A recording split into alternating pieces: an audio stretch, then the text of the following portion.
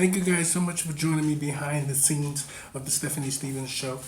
I am doing virtual shows tonight as Miss Dionne Warrick. So I'm doing just a couple of little answering of your questions and some of your emails. You guys have been asking me forever. So tonight I got a chance. I'm going to actually answer some of your questions. So thank you guys so much for supporting the channel. Thank you guys so much for helping me. I've come a long way with all of this. So thank you. Thank you. And we have a lot of great things coming your way. So thank you. Thank you. Just keep it up. Make sure you subscribe, comment, and just share your life. Share your story. Let the world know you were here. And remember, whatever you're doing today, make sure you get what you want. That's my new saying. Get what you want. My agent always asks me that. She always asks me, what is it that you want, Stephanie? And I told her. She says, okay, we're going to get you what you want. So get what you want. Now, a lot of you have asked me, how long have I been doing Miss Dionne work? I've been doing Miss Dionne work just as long as I've been doing Tina Turner.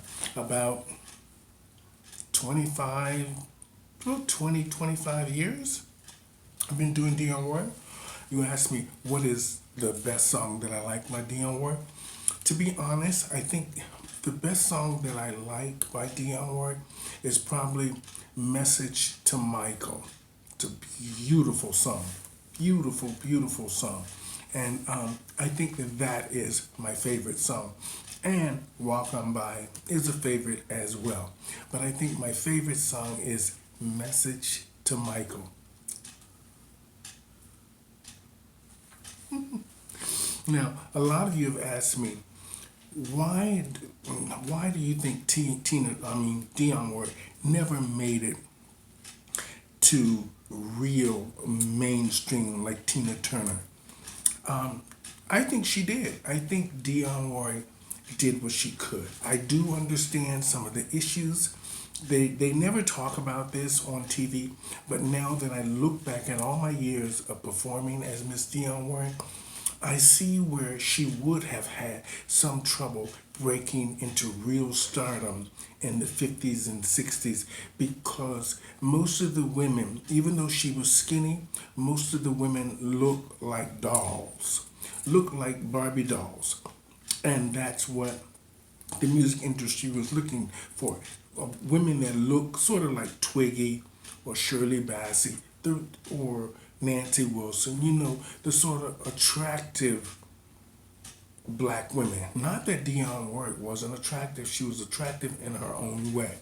But I think with the record industry, they were looking for a different kind of, I'm not going to say singer, because Dionne Warrick was an impeccable singer. But I think they were looking for a certain look to go with a certain voice with their music and the way they thought they wanted their videos to go or their music to go or the person to represent their movies. And I think Dionne Warrick over time resented that because she did try to do those things, and I think her looks kind of held her back. And even though I think she's fabulous looking and I love all the eccentric features, but sometimes, certain roles and certain movie producers and directors and screenwriters and musicians are looking for a certain person or a certain look for their vision in their videos when they hire you, which is right, which is what you hired the best person for the job, I always say. So, but for me, Dionne Warrick's done exceptionally well. She's had a full career, she's had a full life, and she's still here. And I am just grateful that I got to impersonate one of the women in Hollywood that just kept going. Stayed strong and just kept going. Sometimes, you're not the right fit at the right time.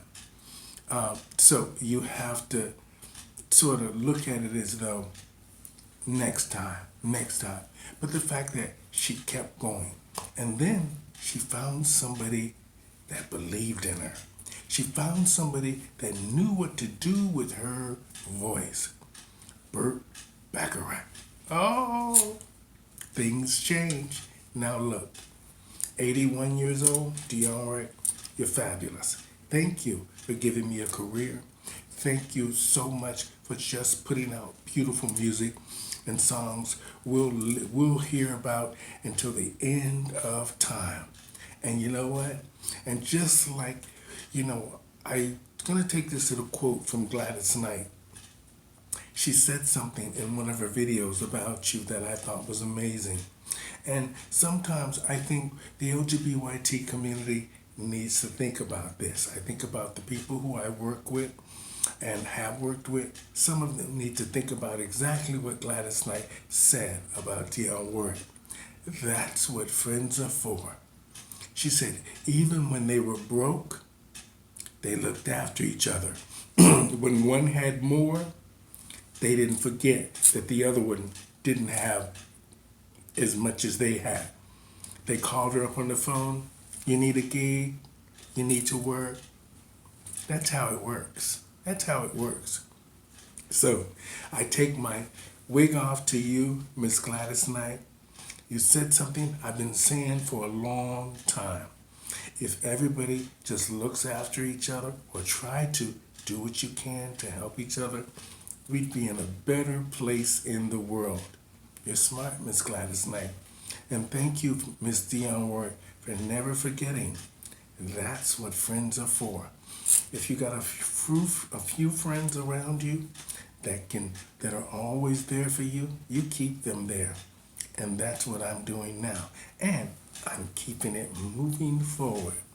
So, what else did you guys ask me? You asked me, what do I think of Dionne Warrick? What did you say?